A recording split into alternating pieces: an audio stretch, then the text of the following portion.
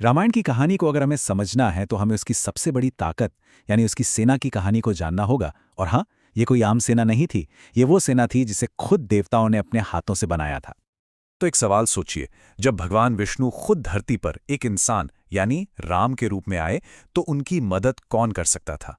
जरा सोचिए, क्या कोई मामूली सेना एक भगवान की मदद कर सकती है? नहीं, बिल्कुल नहीं। उन्हें कुछ कुछ बहुत ही खास चाहिए था। और बस यहीं से पूरी कहानी की नींव रखी गई।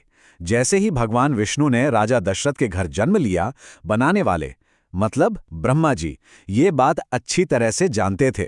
उन्हें पता था कि राम को अपने मकसद के लिए एक ऐसी ताकत की जरूरत पड़ेगी जो इस दुनिया की न हो। तो ब्रह्मा जी ने क्या किया? उन्होंने सारे देवताओं को इकट्ठा किया और एक हुक्म दिया। समझिए, यह सिर्फ एक अनुरोध नहीं था, ये एक ब्रह्मांडीय योजना की शुरुआत थी, एक डिवाइन मिशन का आगाज। अच्छा, तो ब्रह्मा जी का ये जो आदेश था ना, वो सिर्फ ये नहीं था कि जाओ और योद्धा बना दो। नहीं, उन्होंने बाकायदा एक पूरी लिस्ट दी थी कि इन योद्धाओं में कौन कौन से खास गुण होने चाहिए। अब जरा इन गुणों पर नजर डालिए। ये किसी आम सैनिक की जॉब डिस्क्रिप्शन तो नहीं है ना? मतलब अपनी मर्जी से कोई भी रूप ले लेना, माया का खेल जानना, हवा से भी तेज होना और दिमाग भी उतना ही तेज जितना शरीर में बल हो। ये गुण उन्हें लगभग अजेय बना देते थे। बल और बुद्धि का एक परफेक्ट कॉम्बिनेशन। तो हुआ ये कि ब्रह्मा जी के इस बुलावे पर समझिए सारे देवता, ऋषि, गंधर्व सब आगे आए। सबने अपनी शक्ति का एक हिस्सा दिया और अप्सराओं, यक्षकन्याओं और वानरियों के जरिए अपने ही जैसे शक्तिशाली पुत्रों को जन्म दिया। और यही पुत्र वानर कहलाए। और इस तरह जन्म हुआ उन महान नायकों का जिनके नाम हम आज भी जानते हैं। देखिए, देवराज इंद्र के पुत्र हुए महाबली बाली, सूर्यदेव के बेटे सुग्रीव, बृहस्पति जो देवताओं के गुरु थे उनके पुत्र हुए बुद्धिमान तार, और पवन देव यानी वायु उनके पुत्र हुए हनुमान। मतलब हर एक बड़े वानर के पीछे एक महान देवता की शक्ति थी। लेकिन इन सब में हनुमान जी की बात ही कुछ और थी। वायु के पुत्र तो जाहिर है शरीर वज्र जैसा मजबूत और रफ्तार ऐसी जैसे खुद गरुड़ उड़ रहे हों।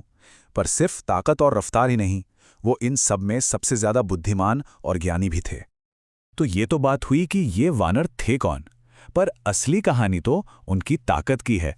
ऐसी ताकत जिसके बारे में हम सोच भी नहीं सकते, जो इंसानी कल्पना से बिल्कुल परे थी। जरा सोच कर देखिए, ये सिर्फ लड़ने वाले नहीं थे, ये तो जैसे कुदरत की कोई शक्ति थे। पहाड़ों को खिलौनों की तरह उठा लेना, उनके चलने भर से धरती का हिल जाना, एक छलांग में पूरा का पूरा समंदर पार कर लेना। मतलब इनकी ताकत का लेवल ही कुछ और था। और उनका लड़ने का तरीका वो भी बिल्कुल अलग था। उनकी ताकत और हिम्मत शेरों और बाघों जैसी थी। लेकिन वो सिर्फ हथियारों पर निर्भर नहीं थे। अरे, उनके तो नाखून और दांत ही खतरनाक हथियार थे।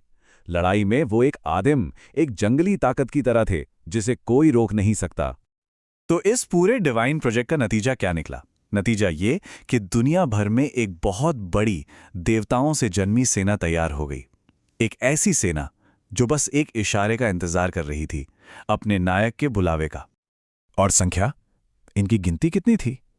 1, 2, 10 लाख नहीं, करोड़ों। सोचिए, करोड़ों वानर, और हर एक में देवताओं वाली शक्ति। इस पैमाने की तो कल्पना करना भी मुश्किल है। और मजे की बात यह है कि ये सेना किसी एक छावनी में नहीं थी, ये तो पूरी दुनिया में फैली हुई थी। पहाड़ों में, जंगलों में, समंदर के किनारों पर, हर जगह ऐसा लग रहा था मानो पूरी धरती ही इन योद्धाओं से पट गई हो और सब बस सही वक्त का इंतजार कर रहे थे। करोड़ों योद्धा अलग अलग जगहों पर, लेकिन सबका मकसद सिर्फ एक ही लक्ष्य था जिसके लिए वो पैदा हुए थे। और वो लक्ष्य था श्री राम की मदद करना और ये सुनिश्चित करना कि राक्षस राज रावण का अंत हो।